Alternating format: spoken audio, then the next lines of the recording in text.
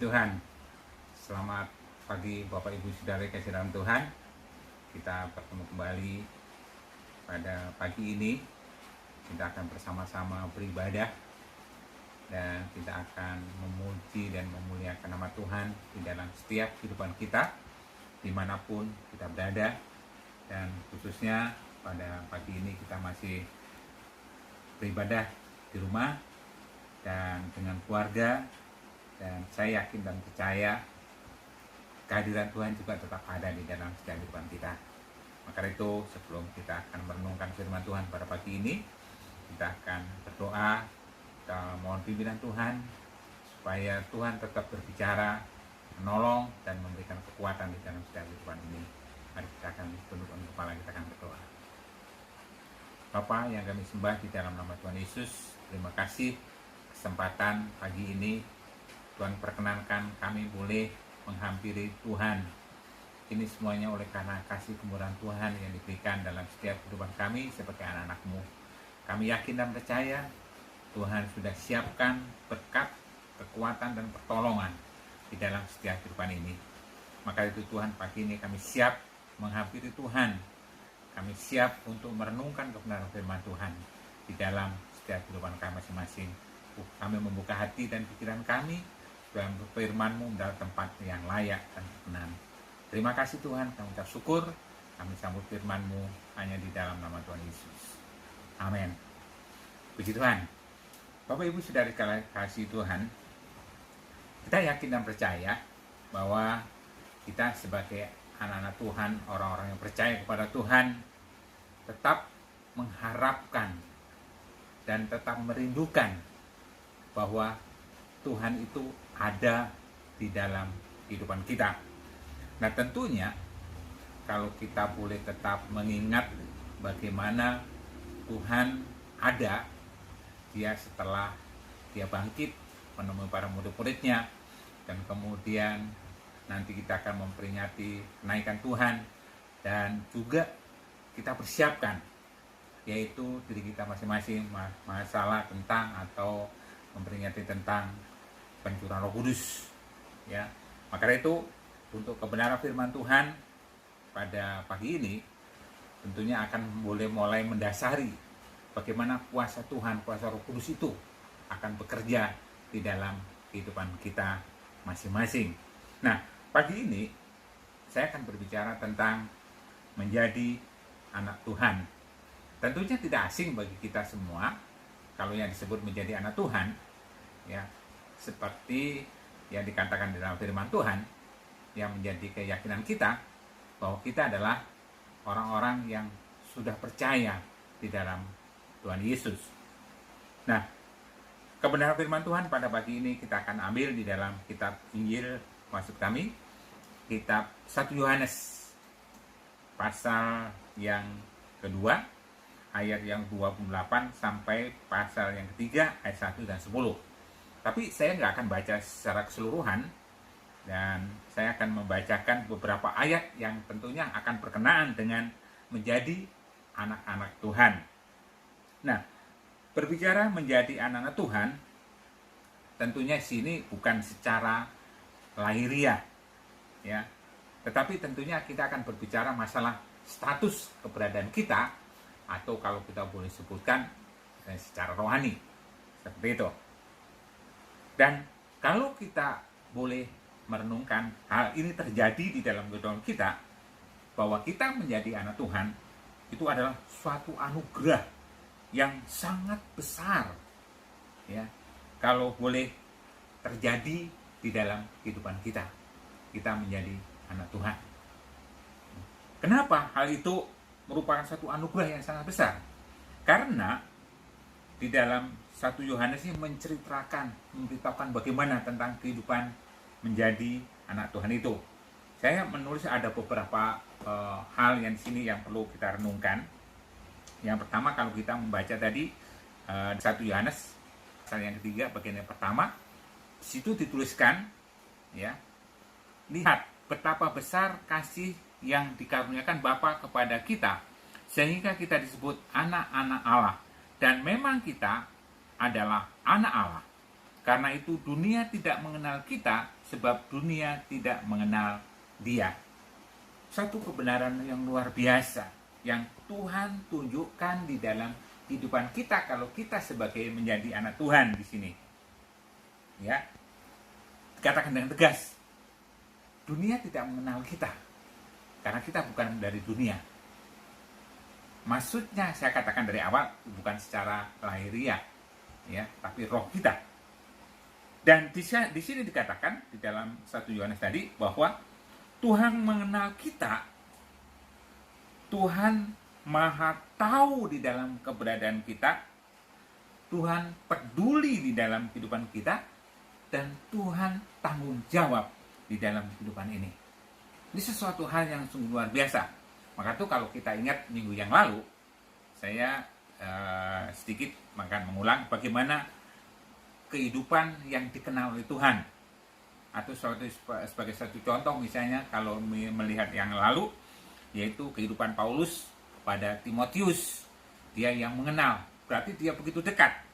Nah, sekarang dikatakan di sini adalah Tuhan mengenal kita, ya, maka Tuhan akan peduli dan bertanggung jawab di dalam setiap kehidupan kita. Dan kalau sekali waktu tadi dikatakan firman Tuhan, kalau kita membaca secara keseluruhan di situ nanti, bahwa sekarang hanya bayang-bayang, boleh katakan seperti itu, belum akan sebelumnya nyata, tapi sekali waktu, ya, kita akan mengenal Tuhan secara nyata, ya, secara nyata. Yang boleh disebutkan di situ adalah kita boleh menyatakan diri kita dan Tuhan menyatakan di dalam diri kita, ya. Itu juga di dalam 1 Yohanes 3 bagian yang kedua, bagian yang B, ya. 1 Yohanes pasal yang 3 bagian 2B itu dituliskan, ya.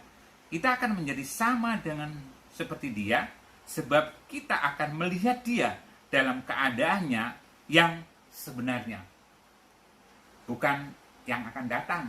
Dalam arti sini bukan keadaan yang sekarang ini yang kita hanya melihat dari satu kesaksian, atau kita boleh melihat dari kebenaran firman Tuhan dengan iman percaya kita. Tapi sekali waktu dikatakan di sini, bahwa dikatakan ayat tadi, ya, bahwa kita akan melihat Dia, melihat Tuhan dalam keadaannya yang sebenarnya. Sungguh luar biasa. Inilah sesuatu hal yang Tuhan nyatakan bahwa kita menjadi anak-anak Tuhan, ya.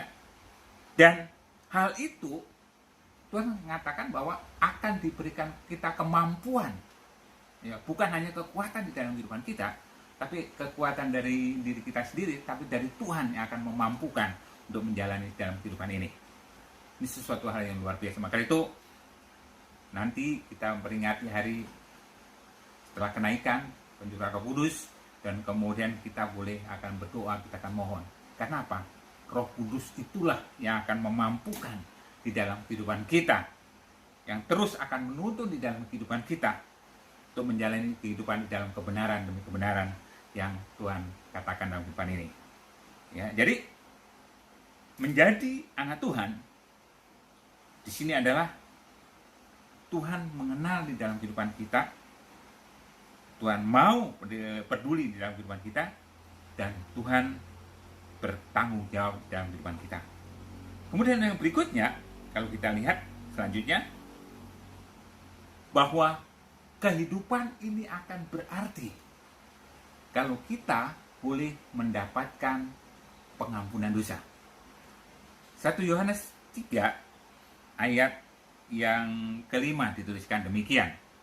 Dan kamu tahu bahwa Ia telah menyatakan dirinya supaya Ia menghapus segala dosa, dan di dalam Dia tidak ada dosa. Sebagai anak Tuhan, anugerah yang besar yang Tuhan berikan dalam kehidupan kita adalah pengampunan dosa. Dan kalau kita lihat di dalam hal ini, pengampunan dosa adalah sesuatu hal yang sangat berarti. Apa artinya di dalam kehidupan kita kalau kita tidak mendapatkan pengampunan? Semuanya ada sia-sia. Ya, tapi kita menjadi anak Tuhan karena kita mendapatkan pengampunan di hadapan Tuhan. Pengampunan dosa kita, pengampunan pelanggaran kita. Ya, Itu sesuatu hal yang saya katakan tadi, anugerah yang sangat besar yang Tuhan berikan di dalam kehidupan ini. Ya. Bagaimana satu contoh dalam kehidupan dalam firman Tuhan, kehidupan yang tadinya bukan menjadi anak Tuhan, sekarang menjadi anak Tuhan. Ya. Secara tokoh-tokoh banyak sekali. Kalau kita membaca, melihat sejarah tokoh-tokoh, bagaimana menjadi anak Tuhan yang luar biasa yang dipakai oleh Tuhan. Tapi saya akan mengambil satu contoh, tetap di dalam Alkitab, yaitu tentang kehidupan daripada Saulus. Kalau kita membaca di dalam kitab Kisah Para Rasul, pasal yang ke-9 ayat 1 sampai yang ke-19 bagian A, di situ diceritakan bagaimana Saulus ini bertobat dan menjadi anak Tuhan, ya, menjadi orang yang dikasih oleh Tuhan, yang dipedulikan oleh Tuhan di dalam kehidupannya. Itu sesungguhnya luar biasa. Nanti Bapak Ibu bisa membaca mengulang lagi di dalam ayat ini, ya. Tapi yang jelas dikatakan di situ secara garis besar, Saulus bertobat, mengenal Tuhan, menjadi anak Tuhan, maka kehidupannya mengalami satu perubahan yang luar biasa. Yang tadinya kalau kita membaca ayat itu suka membunuh, suka memenjarakan anak-anak Tuhan, suka menganiaya anak-anak Tuhan, tapi pada waktu dia berjumpa dengan Tuhan Yesus, maka kehidupannya berubah. Yang tadinya memusuhi, sekarang dia mengasihi. Yang tadinya dia tidak peduli, sekarang dia peduli. Bahkan kalau kita membaca di dalam Alkitab Perjanjian Baru, banyak sekali Paulus menuliskannya itu. Nah, kehidupan daripada Saulus setelah bertobat menjadi Paulus di situ, di sesuatu membuktikan sesuatu hal yang luar biasa, bagaimana Tuhan yang sangat peduli menjadikan anak-anaknya, ya, menjadi anak Tuhan. Itulah sesuatu hal yang sungguh luar biasa. Selain kepedulian, dia mendapat pengampunan dosa, hidupnya layak di hadapan Tuhan, berkenan di hadapan Tuhan, dan menjadi satu kehidupan yang menyenangkan di hati Tuhan, dan tentunya juga di dalam kehidupan kita. Ya, puji nama Tuhan. Itulah kalau kita boleh mereview kembali, mengulang kembali di dalam kehidupan kita, bahwa kita menjadi anak-anak Tuhan. Jadi kita menjadi anak Tuhan bukan sesuatu hal yang biasa-biasa kalau saya sebutkan, tapi sesuatu yang luar biasa. Karena apa? Allah yang berkuasa mengenal kita, peduli di dalam kehidupan kita, tanggung jawab di dalam kehidupan kita. Ya. Begitu juga Allah yang Maha Kuasa itu mengampuni di dalam segala dosa dan pelanggaran kita. Kita dijadikan anaknya. Suatu hal yang luar biasa. Nah, di dalam 1 Yohanes tadi juga menuliskan bagaimana menjadi ciri-ciri anak Tuhan itu. Kalau kita membaca di dalam ayat tadi, ya, 1 Yohanes pasal 3 ayat 10, di sini ada dua kata yang sungguh menjadi dasar di dalam menjadi anak Tuhan. Yang pertama, kalau kita membaca pasal ayat ini, 1 Yohanes pasal yang 3 ayat yang 10, inilah tandanya anak-anak Allah dan anak-anak iblis. Setiap orang yang tidak berbuat kebenaran tidak berasal dari Allah. Demikian juga barang siapa yang tidak mengasihi saudaranya. Ada dua perkataan yang dituliskan oleh Yohanes di sini, yaitu ciri-ciri menjadi anak Tuhan. Yang pertama adalah berbuat kebenaran. Ya. Karena apa? Karena kalau tidak berbuat kebenaran dikatakan di sini adalah sebagai anak-anak iblis. Sekali lagi saya akan bacakan. Inilah tandanya anak-anak Allah dan anak-anak iblis. Setiap orang yang tidak berbuat kebenaran, dikatakan menjadi anak-anak iblis. Tetapi yang berbuat kebenaran berarti menjadi anak-anak Tuhan. Ya. Dan berikutnya dikatakan di sini, demikian juga barang siapa yang tidak mengasihi saudaranya. Ya. Kalau tidak mengasihi saudaranya, ini katakan sangat tegas. Ya. Jadi bukan anak Tuhan. Kalau dia mengasihi saudaranya adalah menjadi anak Tuhan. Nah, ini ada suatu dasar yang perlu di dalam kehidupan kita untuk menghadapi kenyataan hidup yang boleh terjadi di dalam kehidupan ini. Ya. Dan kalau kita boleh kembali merenungkan di dalam kehidupan kita, bagaimana keadaan kita saat ini? Menjadi anak Tuhan? atau yang lain. Ya. Dan biasanya kalau semua berjalan baik, memang mudah sekali melakukan kebenaran. Begitu juga untuk kasih ya kepada saudara kita. Mungkin hal itu tidak sulit. Tapi bagaimana kalau dia menghadapi keadaan yang sulit? Ya, ini kadang-kadang yang menjadi tantangan di dalam kehidupan kita. Masih sanggupkah kita berbuat kebenaran, berbuat kasih, ya, atau pengorbanan, atau yang lain? Ya. Masih bisakah kita dikatakan sebut sebagai anak-anak Tuhan pada waktu kita menghadapi kesulitan seperti itu? Nah, ini adalah sesuatu yang menjadi tantangan. Tapi Tuhan katakan, kalau kita menjadi anak Allah, harus memiliki kebenaran dan harus memiliki kasih. Saya tidak menjabarkan semua kebenaran itu apa. Saya yakin dan percaya kalau kita membaca merenungkan firman Tuhan, di situ banyak sekali. Begitu juga tentang kasih. Tapi yang jelas ini adalah sesuatu dasar yang boleh kita lakukan di dalam kehidupan kita. Mungkin kita tidak sempurna melakukan ini, tapi kalau kita boleh lakukan, itulah sebagai satu bekal dalam kehidupan kita. Ya, begitu juga di dalam kita mungkin pada waktu saat ini masa-masa yang sulit. Ya, saat ini kita menghadapi masih wabah corona yang masih ada, masih berjalan. Masih adakah kebenaran di dalam kehidupan kita? Dalam arti masa yang sulit tapi masih bisa menyembah Tuhan, bisa memuliakan nama Tuhan. Atau kita dinabobokkan oleh keadaan, kita tidak bisa beribadah di gereja misalnya, kemudian kita tidak menyempatkan diri kita beribadah di rumah, atau keadaan seperti itu. Atau kita tidak peduli kepada orang-orang yang lain, yang begitu saat ini banyak sekali yang mengalami kesulitan. Nah, itu sebagai satu aplikasi di dalam kehidupan kita. Masa-masa yang baik, tetap kita bisa melakukan kebenaran maupun kasih. Keadaan yang sulit, diharapkan juga masih bisa melakukan kebenaran dan kasih ini. Ya, inilah yang dinantikan oleh dunia ini, bahwa kita menjadi anak Tuhan supaya kita bisa melakukan kebenaran firman Tuhan. Seperti di dalam 1 Yohanes pasal yang kedua ayat 28 sampai 29, pasal 3 ayat 1 sampai 10. Ya, saya sengaja mengambil cerita ini secara garis besar di ayat-ayat ini, karena di sini menunjukkan bagaimana menjadi anak Tuhan. Ya, puji nama Tuhan. Maka itu, mari kita tetap ada di dalam kasih karunia Tuhan, bersekutu kepada Tuhan, supaya kita tetap bisa memuji dan memuliakan nama Tuhan, dan kita tetap bisa menjadi anak-anak Tuhan, memiliki ciri-ciri anak-anak Tuhan. Ya, puji nama Tuhan. Kiranya firman Tuhan ini akan menolong di dalam kehidupan kita, dan kita boleh tetap kuat di dalam Tuhan, tetap mengasihi Tuhan, mengasihi saudara-saudara kita, dan kita tetap bisa berdoa kepada Tuhan dan tetap memohon kekuatan dan pertolongannya. Ya, puji nama Tuhan. Dan Tuhan menolong kita semua, dan Tuhan memberkati kita semua. Amin.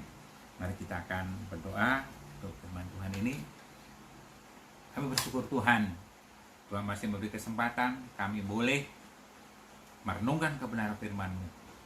Suatu kebenaran yang luar biasa kalau kami boleh menjadi anak Tuhan, karena kami memiliki suatu kebenaran, memiliki satu kasih dalam perjalanan kehidupan ini. Di dalam kehidupan kami sehari demi sehari, kami bisa melakukan hal ini. Bukan hanya perkataan, tapi kalau boleh, kemudian kami harus lakukan dalam kehidupan ini, menjadi anak-anak Tuhan seperti dalam kebenaran firman-Mu. Terima kasih Tuhan Yesus, terima kasih Tuhan. Kami menyadari dengan segala keterbatasan yang ada, tapi kami mohon tetap Tuhan beracara di dalam setiap kehidupan ini. Tuhan Yesus, sebelum kami akan mengakhiri di dalam kebenaran firman Tuhan ini, kami juga tetap berdoa untuk kehidupan kami sebagai anak-anak-Mu, supaya kami tetap memiliki kasih, memiliki kebenaran di dalam kami menghadapi masa-masa yang sulit saat ini. Dan kami boleh tetap percaya kepada Tuhan. Dan kami juga tetap berdoa untuk bangsa kami, bangsa Indonesia, supaya wabah corona ini akan berlalu dari bangsa kami, supaya bangsa kami akan bergerak kembali. Masalah perekonomian, masalah perdagangan, masalah pekerjaan, masalah kegiatan-kegiatan sosial yang lain, tentang kehidupan manusia ini, semua akan berjalan kembali. Dan bangsa kami akan kembali untuk bergerak dengan persoalan-persoalan yang ada dan boleh diselesaikan, karena semua virus corona sudah tidak ada lagi. Itulah menjadi kerinduan kami Tuhan. Semua kami serahkan ke dalam tangan kuasa-Mu. Terima kasih. Dan kebenaran firman-Mu itu akan menolong kami semua, dan berkat Tuhan tetap turun di dalam setiap kehidupan kami. Di dalam nama Tuhan Yesus. Dalam doa dan syukur. Haleluya. Amin. Selanjutnya kita akan mengakhiri persekutuan kita. Mari kita akan berdoa untuk terima berkat yang Tuhan sudah sediakan di dalam setiap kehidupan kita. Haleluya. Terima kasih Tuhan, kami boleh bersekutu pada Tuhan pada pagi ini. Dan kami akan mengakhiri persekutuan kami, tapi Tuhan tetap akan memberkati menyertai setiap kehidupan ini. Maka dari itu Tuhan, kami mohon kepadamu, dan Tuhan akan memimpin menyertai. Haleluya. Tuhan memberkati engkau dan melindungi engkau. Tuhan menyinari engkau dengan wajah-Nya dan memberi engkau kasih karunia. Tuhan menghadapkan wajah-Nya kepadamu dan memberi engkau damai sejahtera. Di dalam nama Tuhan Yesus, kami berdoa dan bersyukur. Amin.